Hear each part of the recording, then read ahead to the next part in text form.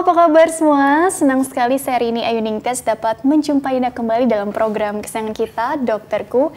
Disiarkan langsung dari studio El Sinta TV, 94,8 FM Fit Radio Bandung, dan 95,7 FM Fit Radio Semarang. Seperti biasa, selama 1 jam ke depan, kami akan menyajikan informasi seputar kesehatan Anda dengan tema kali ini yang sangat menarik, yaitu mengenai cegah imobilisasi pada lansia. Bagi Anda yang ingin bertanya, silakan di 021 2520 666 atau bisa juga kirim pertanyaan Anda ke email kami di dokterkuelsinta@yahoo.co.id. Anda juga bisa mendownload aplikasi El Sinta Mobile di Play Store milik Anda tentunya. Dan hari ini pemirsa, kita kehadiran dengan dokter kita yang cantik, yaitu Dr. Widi Lisyanti, SPKFR. Beliau adalah dokter spesialis kedokteran fisik dan rehabilitasi dari Rumah Sakit Tebet, Jakarta. Kita sapa dulu Dr. Listi yang sudah hadir di samping saya tentunya. Assalamualaikum warahmatullahi wabarakatuh, Dr. Listi. Waalaikumsalam warahmatullahi wabarakatuh. Selamat pagi pemirsa. Wow, kabarnya pasti baik, luar biasa semangat soalnya. Alhamdulillah.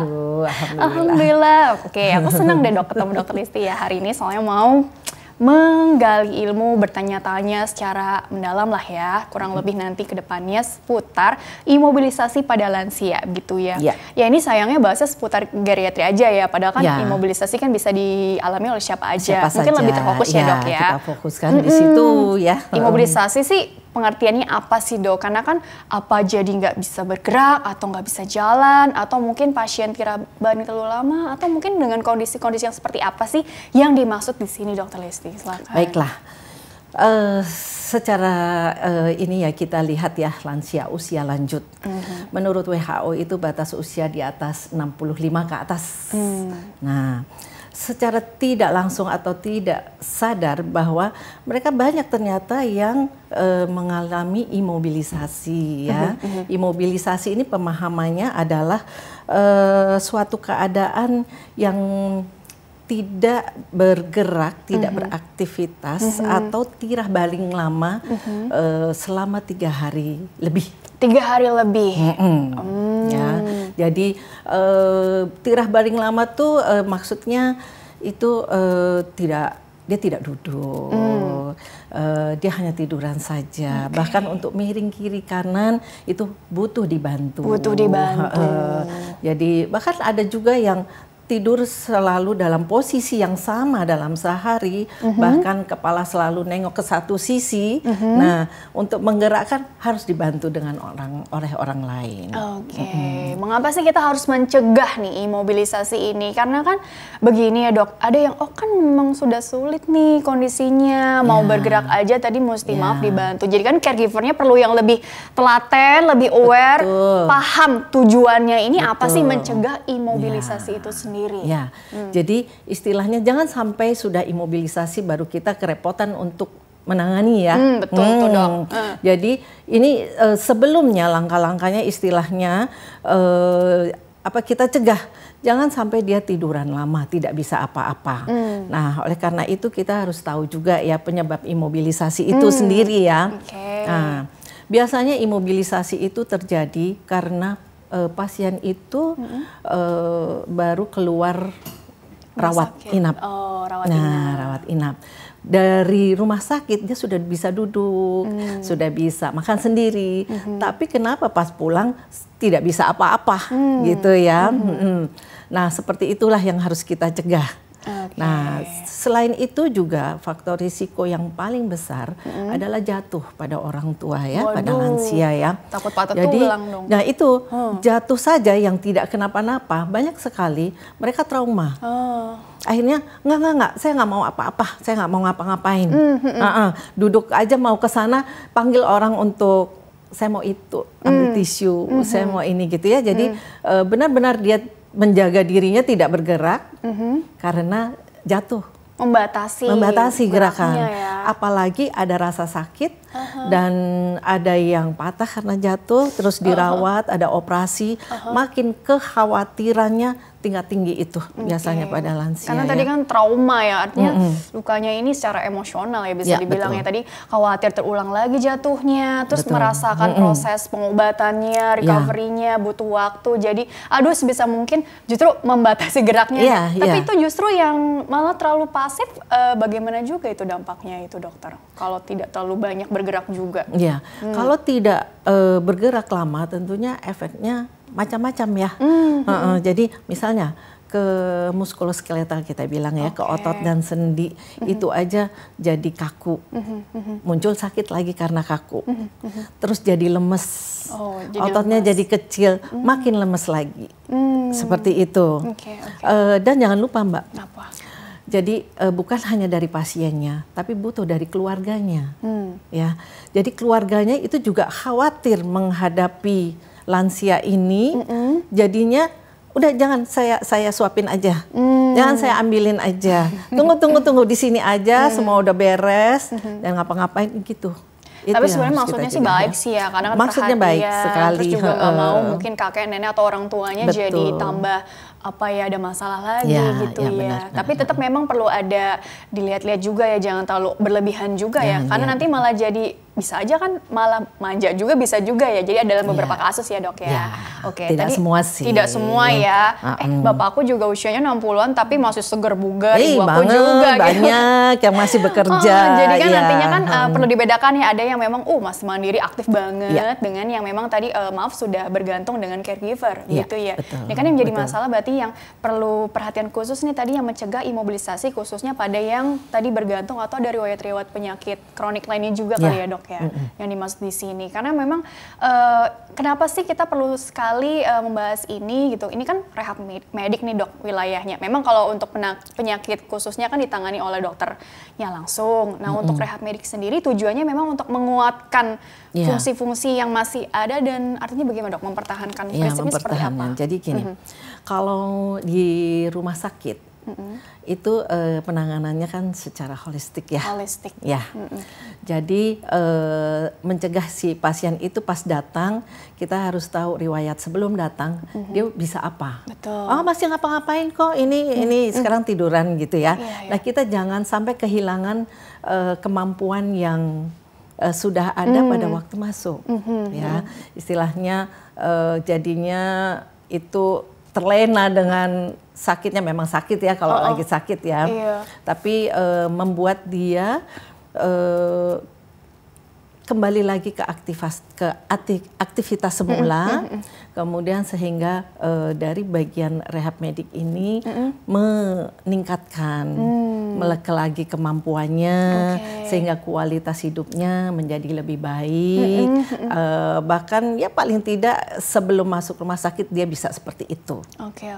Jadi meningkatkan fungsi yang saat ini masih ada kalau bisa ya dok ya, atau mempertahankan paling tidak, mencegah yang lebih buruk. Mencegah yang lebih buruk, jadi masih bisa beraktivitas walaupun sederhana tapi beraktivitas, itu yang paling buruk.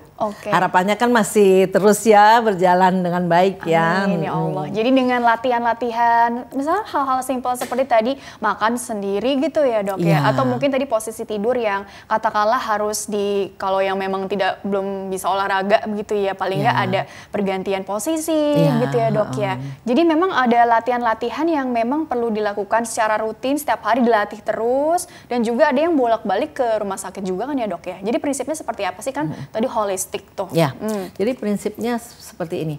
Kalau pasien itu ini sakit ya di rumah sakit ya, tentunya dengan ditangani dia dengan sakit utamanya. Nah pasien ini harus tetap biasa dia didudukkan, jadi tidak tiduran saja. Kan dia mampu didudukkan walaupun bersandar. Ya, kemudian tentunya kita ajak ngomong. Kalau pasien itu yang masih bisa diajak ngomong, kita keluarga kita himbau ajak ngomong deh. Komunikasi harus jalan terus ya. Terus kalau misalnya makan, biarlah dia sendok sendiri. Tapi kalau misalnya pasien lagi demam nggak enak ya nggak apa-apa dibantu ya. Tapi kalau pasien ini penyakitnya sudah mulai bagus, maksudnya sudah sembuh, nah dia diharapkan untuk duduk.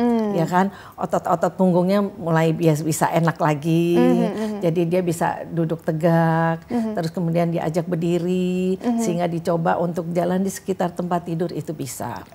Tapi memang ada penyakit yang menyebabkan anggota tubuhnya tidak bisa bergerak, contoh seperti stroke. Betul. Nah, tentu kita juga gerakkan, tetapi disesuaikan dengan kebutuhan saat itu. Jadi disesuaikan dengan kondisi masing-masing pasien juga ya. Betul. Artinya juga, maaf, ada juga yang mungkin memaksakan, ayo harus bisa, tapi dilihat juga ya, pelan-pelan juga gitu ya. Oke, baik dokter, kita jeda dulu sebentar ya, nanti dilanjutkan kembali ya di segmen selanjutnya Dokter Listi ya. Baiklah pemirsa, jangan kemana-mana, tetaplah bersama kami akan kembali sesaat lagi.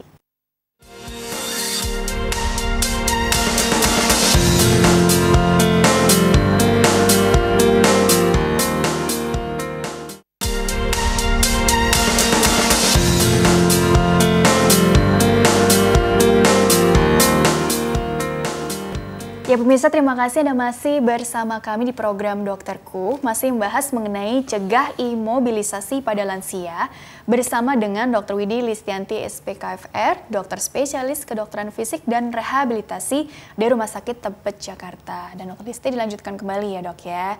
Jadi sekarang kita fokus di segmen kali ini nih, jadi bagaimana sih supaya tidak terjadi imobilisasi itu sendiri gitu ya. Jadi yang perlu diperhatikan barangkali kan caregiver dulu deh gitu ya, karena kita asumsi kan di sini yang pasiennya benar-benar bergantung gitu ya. Jadi seperti apa nih edukasi yang biasanya dokter sampaikan untuk mungkin anaknya, putra-putri dari pasien atau mungkin pasangannya, cucu semuanya deh yang terlibat. Artinya kan atau mungkin tenaga bantuan lainnya ya dok ya. Tapi pada prinsipnya hal-hal apa saja yang perlu diperhatikan untuk tidak terjadi imobilisasi pada pasien itu sendiri dokter. Baiklah. Kalau keterlibatan keluarga itu sangat penting. Betul. Ya, sekitarnya itu sangat penting sekali, yaitu membuat pasiennya atau keluarganya itu nyaman. Ya, jadi diberilah kesempatan untuk orang tua ini untuk beraktivitas. Terutama kalau pasien ini sudah sakit ya, kita ajak, ayo duduk. Ayo kita pindah ke kursi sana, walaupun sedikit kita bopong nggak apa-apa. Jadi dia akan bergerak. Proses bergerak dari duduk ke berdiri kan banyak gerakan. Dia harus pegangan, dia harus apa. Bahkan kalau ada yang ketakutan, pegang kenceng sama yang menggerakkan. Wow. Jadi tentunya yang memegang, entah itu keluarga atau caregiver, itu harus kreatif. Jadi jangan membiarkan udah tiduran, udah beres, saya tinggal untuk kerja di dapur atau apa gitu ya. Jadi buatlah pasien ini terus bergerak. Ayo duduk, ayo pindah. Dia tentunya berdiri, mau nggak mau kakinya ikut mengangkat badannya. Seperti itu. Hal-hal yang kecil seperti tangan, dia bisa baca, diajak baca, pegang remote, mau pilih TV yang mana betul. Ya. Terus kemudian sekarang kan zaman canggih ya, orang tua juga pegang gadget. Bolehlah, karena pengen komunikasi sama keluarga itu termasuk motorik halus. Motorik halus ya. Kalau tidak apa-apa koordinasi ini akan hilang dan lemas. Jadi harus dikuatkan, dilatih juga tadi. Betul. Pikiran juga jalan terus kan aktif begitu ya dok ya. Dan dari keluarga harus terus terlibat. Memang butuh hiburan. Yang paling sulit adalah kita jangan marah kepada orang tua itu karena ada yang begini loh. Kamu nggak merasakan saya, nggak enak nih badan gitu ya. Tapi kalau tak enak badan itu dilanjutkan jadi lemes. Jadi ajaklah, yuk kita berdiri, yuk kita ke depan. Terus ini makan dulu ya, disiapkan di situ atau sambil bersama-sama makan. Karena hal-hal itu memang membuat bergerak. Ya. Hal-hal simpel yang sebenarnya perlu dilatih, dibiasakan ya dok ya. Yang ada caregivernya juga dilakukan pendekatan. Ini ibu harus begini gitu ya. Baik dokter, ada telepon masuk nih dok. Coba diutamakan dulu ya. Baik, halo, dengan siapa di mana? Silakan. Saya Ibu Neng. Ya nggak kedengeran. Tidak kedengeran ya. Oke, mohon maaf, mungkin suaranya bisa dinaikkan volumenya atau dari sininya barangkali ya. Mohon maaf. Coba di mana nih? Apa di ibunya, apa di kitanya nih? Oke, coba silakan Bu, dilanjutkan kembali pertanyaannya. Bu Neng dari Cikampek. Bu Neng dari Cikampek, silakan Bu, ingin bertanya apa ke Dokter Listi? 70 tahun. Usia berapa, Kalau maaf? habis duduk agak lama, suka susah bangun dan susah jalan. 70 tahun, tidak bisa, sulit bangun, sulit jalan gitu ya. Ada keluhan yang ingin disampaikan lagi atau dokter silakan. Ada penyakit apa ibunya? Penyakit Ya, apa? kemarin habis kontrol, ya, kata dokter suruh dioperasi. Sakit Operasi apa ya? Bu? Takut. Saraf kejepit ya? Iya. Infonya ya. Oh. Saraf Ini harus kejepit. gimana, Dok? Harus dioperasi, usia 70 tahun. Dan nampaknya dari Ibu Neng sendiri tidak mau atau kalau bisa tidak operasi gitu ya? Iya. Oke. Dokter ada yang ingin ditanyakan dulu lagi, digali dulu mumpung masih terhubung, Dok, maaf. Baik. Oh, sudah Ya, mati sayang ya. sekali terputus ya. Oke deh. Baiklah, nggak apa-apa. Jadi pada Ibu Neng ya, 70 tahun dia tidak bisa bangun. Mungkin karena sakitnya, karena terdengar tadi keluhannya bilangnya saraf kejepit ya. Betul. Itu memang sakit sekali itu memang ya. Nah, Ibu seandainya memang sudah berobat, itu memang diharapkan ke bagian rehabilitasi medik. Mungkin sudah diobati ya, udah diobati ke dokter syaraf, penyakit dalam, ada penyakit-penyakit yang lainnya. Karena bisa diharapkan bisa memaksimalkan penyembuhannya, yaitu nyerinya bisa berkurang. Memang seandainya itu harus dioperasi, ya, sebelum operasi ada tahapan-tahapannya. Di dalam rehabilitasi medik kita sering nih yang sakit seperti ini, sakit di pinggang menjalar ke kaki ke bawah, ya. dengan usia 70 kan tidak kuat dengan sakitnya sehingga paling nyaman dengan tiduran. Bahkan nanti lama-lama kalau tiduran saja sakit itu akan muncul. Walah. Jadi Ibu berobatlah ke bagian syarafnya, terus ke rehab medik. Di sana juga kami ada ahli-ahli fisioterapinya. Dia bisa mengurangi nyerinya dengan bantuan beberapa modalitas yang ada di kita. Ya.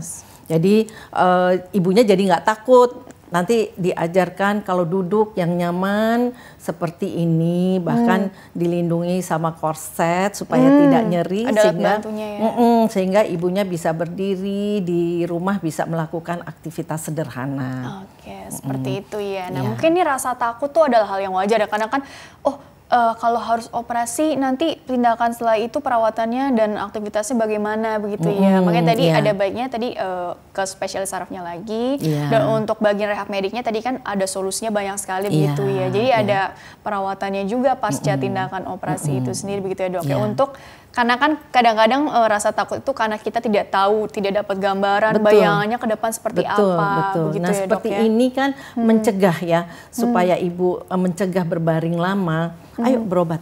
Betul. Gitu. Karena di sana akan diberikan arahan, ibu baiknya berdirinya seperti ini. Ibu latihannya seperti ini. Mungkin ibu takut nyeri itu muncul sehingga berdiri dan jalan tidak dilakukan. Nggak apa-apa, Bu.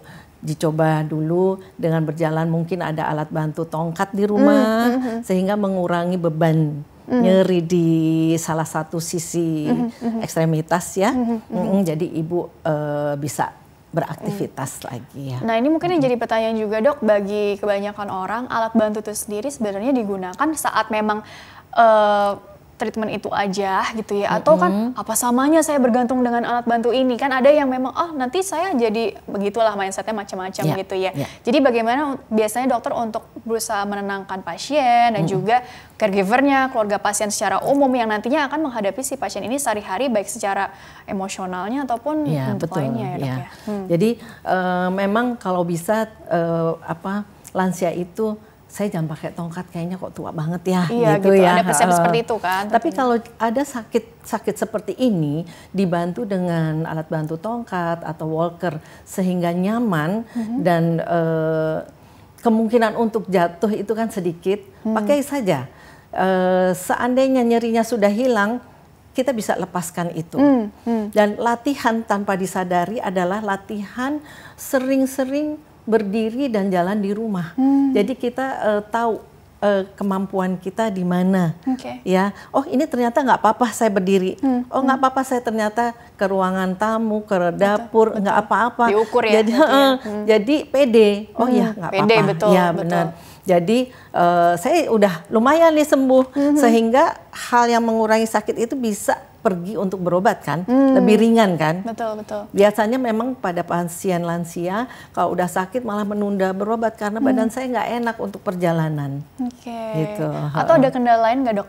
Katakanlah beban tubuh begitu ya, kan ada yang pasien yang malnutrisi atau bahkan obes gitu ya. Ya. Kan macam-macam ya karakternya ya. Nah itu betul. bakal jadi faktor bisa juga ya. Bisa, Oke. iya. Coba disapa dulu lagi ya dok ya. Baiklah. Halo, dengan siapa? Di mana? Silakan. Halo, Assalamualaikum Mbak Rini. Waalaikumsalam warahmatullahi Selamat wabarakatuh. pagi dokter. Selamat pagi. Silakan ibu atau mbaknya. Pertanyaannya Saya apa? Ibu Wahyuni dari Jakarta Utara. Usia berapa Bu Wahyuni? Usia saya masih 46 tahun. Apa nih yang ingin Saya diceritakan? ada itu dok. Saya itu ada HNP servikal dan sudah operasi 3 kali. Kemarin yang terakhir ini baru 2 minggu ini dok, operasi yang ketiga ini. Tapi sampai saat ini saya ini kan masih di tempat tidur aja dok, bed rest. Jadi saya itu susah untuk, maksudnya untuk mobilisasi, justru susah mau bergerak sendiri itu biasanya harus dengan susah payah gitu, maksudnya Susah payah. seperti harus berpikir keras gitu kalau mau kita mau pengen miring ke kanan gitu. Jadi itu pun juga bikin depresi berat juga karena didiagnosa seperti itu juga.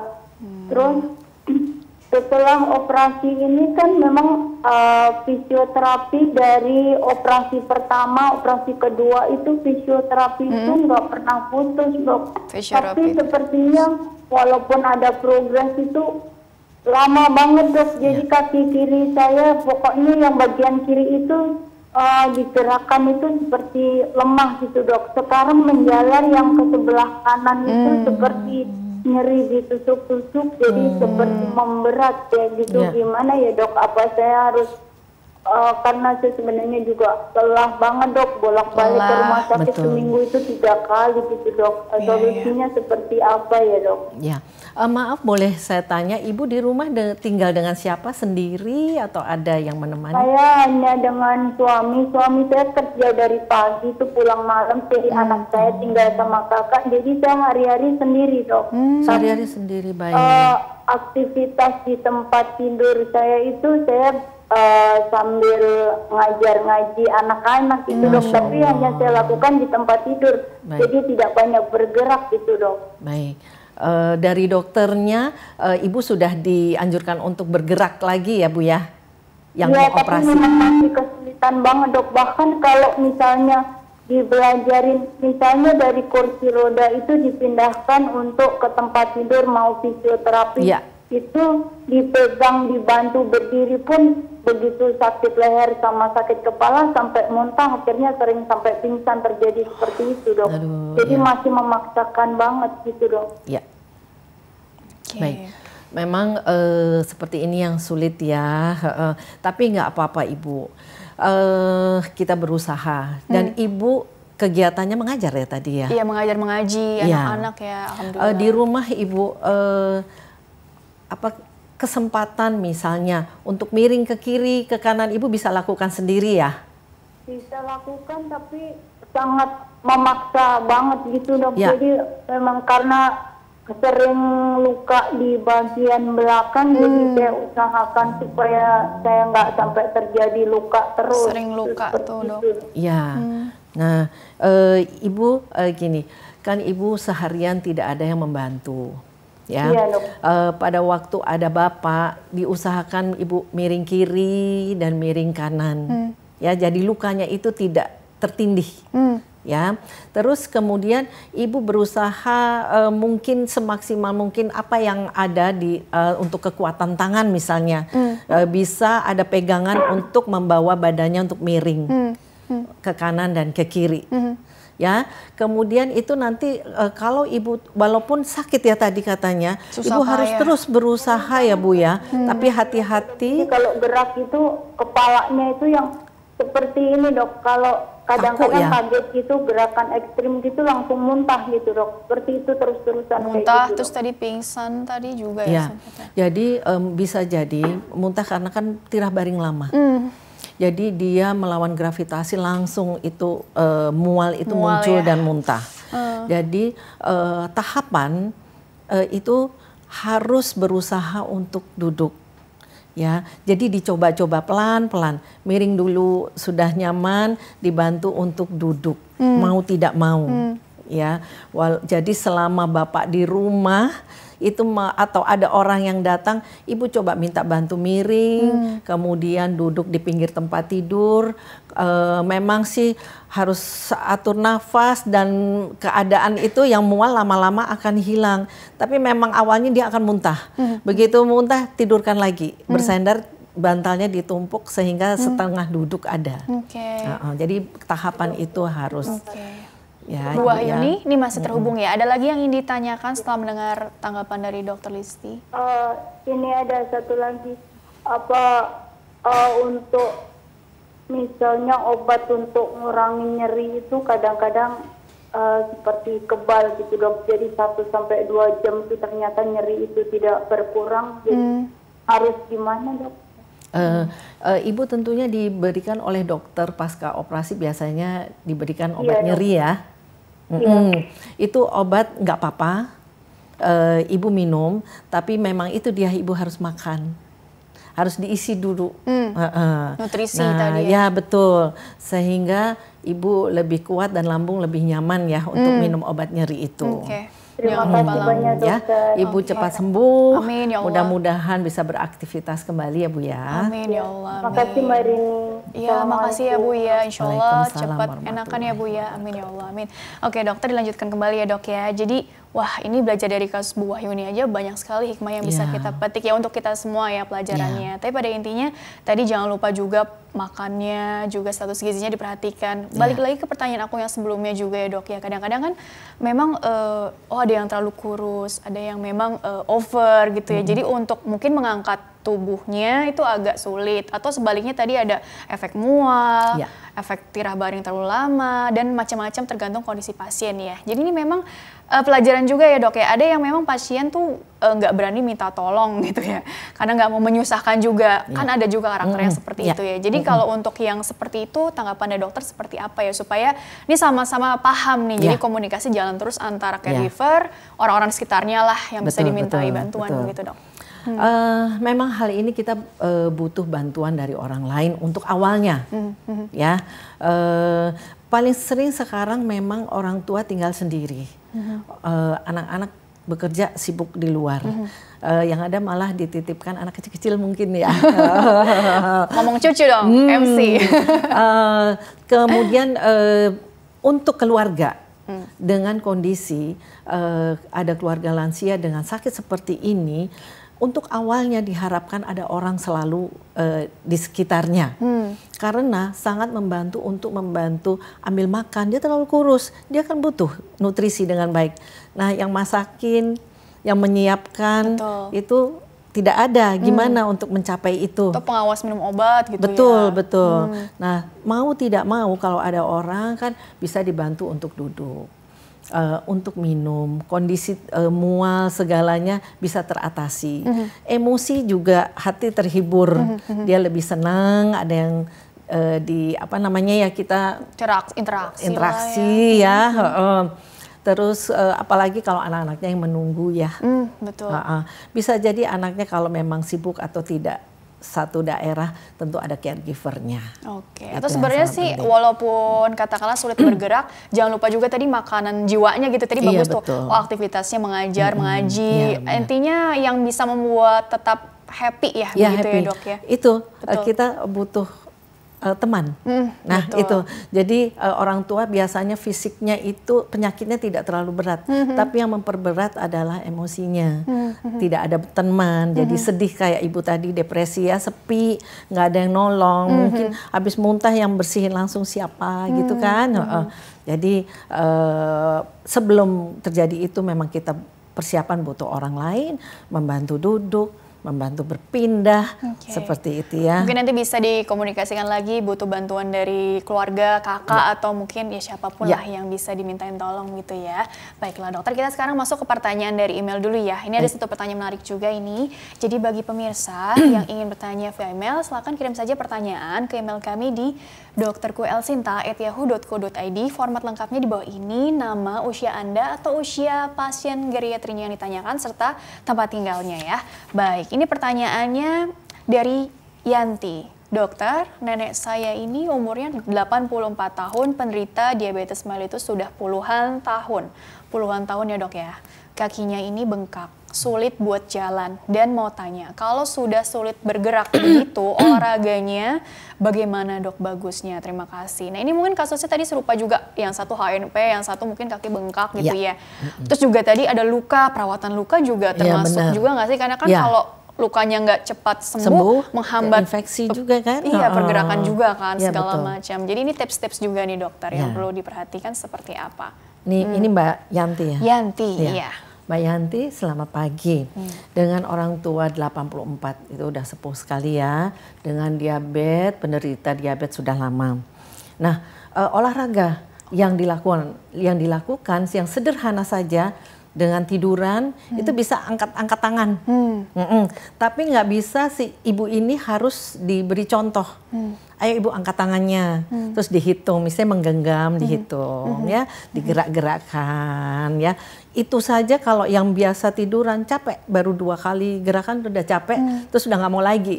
Nah itu butuh bujukan. Terus kemudian kaki ditekuk.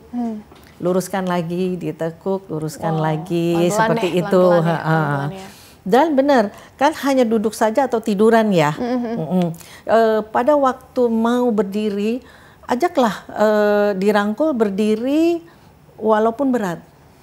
Setiap hari, sehari bisa beberapa kali dilakukan hal itu. Nanti terbiasa ibu ini akan mengangkat bokongnya lebih ringan. Yang tadinya dipeluk erat, lama-lama lebih ringan.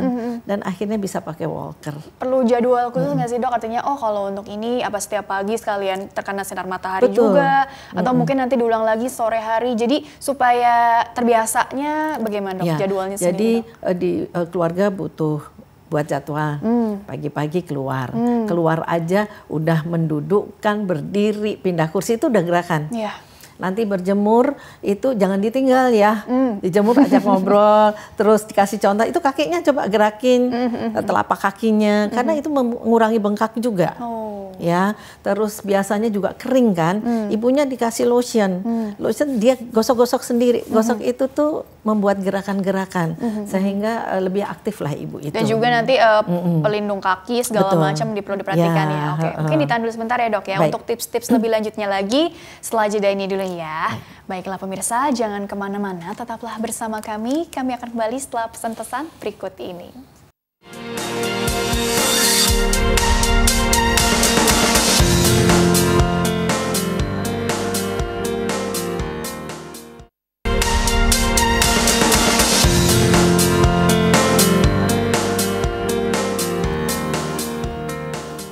Ya pemirsa, terima kasih Anda masih bersama kami di program Dokterku. Masih bersama dengan Dr. Widi Listianti SP KFR. Beliau adalah dokter spesialis kedokteran fisik dan rehabilitasi dari Rumah Sakit Tebet Jakarta. Masih membahas ya mengenai mencegah imobilisasi pada lansia. Dan Dokter Listi, di segmen terakhir sebelum ke take home message-nya atau closing statement-nya, aku mau bertanya kembali seputar tips-tips ya tadi untuk menciptakan lingkungan yang aman, nyaman juga untuk pasien geriatrinya, dan juga caregiver juga bantu dimudahkan juga untuk mobilisasi si pasiennya itu sendiri begitu ya dok ya. Kira-kira apa saja sih tipsnya ini khusus di rumah ya dok ya? Seperti apa ini dok? Kalau bagi lansia yang baru pulang dari rumah sakit atau dia punya penyakit kronis, jangan lupa untuk kontrol teratur kepada dokternya, ya. Karena itu sangat penting kondisinya untuk menyembuhkan penyakit kronisnya itu sehingga tetap sehat ya. Atau terkelola, terkendali dengan baik ya. Terkendali dengan baik. Sedangkan kalau di rumah yang diperhatikan adalah bagi lansia adalah kita lihat dia kesehariannya banyak duduknya, banyak tidur. Itu harus kita ajak untuk berkegiatan. Dan berkegiatannya orang tua sekarang banyak sekali dan mereka sampai umur 70 banyak yang masih beraktivitas, masih ngajar, punya komunitas ya. Yang penting aktif ya betul. tadi ya. Tapi yang di rumah diharapkan adalah terlihat bahwa kalau di kamar mandi kita harus lihat jangan banyak barang. Terus kemudian ada keset yang dari karet sehingga tidak licin. Dan terang. Lampu jangan gelap. Ya benar. Kemudian rumah memang tentunya ya bersih ya. Tapi yang diingat adalah dalamnya rumah itu jangan sering, bukan sering ya, diganti. Misalnya tadinya nggak ada karpet, ini ada karpet. Kan orang tua spontan ingetnya rumahnya los saja begitu ya. Pas ada karpet dia suka kesandung. Atau tidak apa namanya, ada mainan anak-anak kecil keinjek atau apa, cucu ya gitu ngangkat takutnya jatuh gitu. Jadi dilihat keamanan di rumah. Kemudian yang ada lansia sulit jalan, tentunya walker ada, atau pegangan di dinding, di kamar mandi ya, sehingga memudahkan untuk berdiri, bangun dan jalan gitu. Sekarang sih malah justru pegangan itu ada di depan rumah sehingga orang tua itu mudah untuk keluar. Untuk belanja mungkin sayur ada di luar tapi ada pegangannya dan memudahkan untuk kena matahari ya, jadi seger ya. Jadi itu keluar seperti itu. Intinya tadi bagus juga tuh ada komunitas, aktivitasnya banyak ya, ada yang masih aktif arisan, pengajian, bener, atau ya kegiatan ibadah lainnya. Intinya sih sebenarnya tetap harus secara apa ya, kognitif juga tetap harus kan mencegahnya dari usia berapa nih ibaratnya seperti itu kan. Dari sejak muda juga diperhatikan juga supaya kualitas hidup kedepannya juga jauh lebih baik, lebih menyenangkan ya. Dan sekali lagi juga tadi buat yang secara emosional nih, ngerasa kurang pede gitu ya. Tadi bisa terus dilatih terus ya dok ya. Dengan maaf alat bantu tuh bukan untuk jadi menghambat atau membuat dia nggak pede ya, tapi lebih untuk meningkatkan kualitas hidupnya tadi. Meningkatkan kualitas hidup dan terjaga supaya tidak jatuh salah satunya, supaya tidak nyeri. Jadi makin mudah untuk melangkah ya, berjalan ya. Pada prinsipnya sekali lagi dukungan dari orang-orang sekitar, orang-orang sekitar khususnya ya, keluarga inti begitu ya. Baiklah dokter, karena waktunya juga kan terbatas ya. Jadi closing statementnya sih atau take home message-nya ya dok ya, yang bisa dokter sampaikan. Bagaimana sih kita mencegah imobilisasi pada teman-teman kita yang sudah lansia, geriatrik. Syukur-syukur tetap aktif, banyak kegiatan bermanfaat untuk orang banyak gitu ya dok ya. Tapi kalau memang ternyata kondisinya memang ada perlu penanganan khusus, tetap semangat, tetap optimis. Tips dari dokternya seperti apa barangkali? Silakan closing statementnya. Jadi kita dalam kehidupan melihat lansia tentunya senang kalau mereka tetap beraktivitas. Jadi teruslah beraktivitas, hati-hati, dan kita keluarga melihat agar lansia tersebut atau kita sendiri yang sudah lansia, bagaimana kita beraktivitas tidak banyak penghalang. Dan kalau ada keluhan sakit, tentunya cepat-cepat untuk disembuhkan, jangan dibiarkan. Ya, walaupun berjalan itu sederhana, tetaplah berjalan setiap hari, beraktivitas setiap hari, dan jangan males ya. Jangan males. Jadi targetnya nggak enak ya bilang males ya. Usia lanjut tetap aktif sebisa mungkin, produktif lebih bagus lagi ya. Bermanfaat sekali lagi untuk orang banyak, lebih bersyukur lagi begitu ya dok ya. Baik dokter, terima kasih telah berbagi ilmunya di sini. Insya Allah. Sama-sama, insya Allah semua sehat. Iya, membawa banyak manfaat juga ya untuk orang banyak. Sukses dan berkah selalu untuk dokter Listia. Amin. Baik. Baiklah, dan pemirsa, terima kasih juga Anda telah mengikuti program ini. Saya Rini Ayuning Tias beserta seluruh kru petugas mohon undur diri dari hadapan Anda. Terima kasih dan sampai jumpa.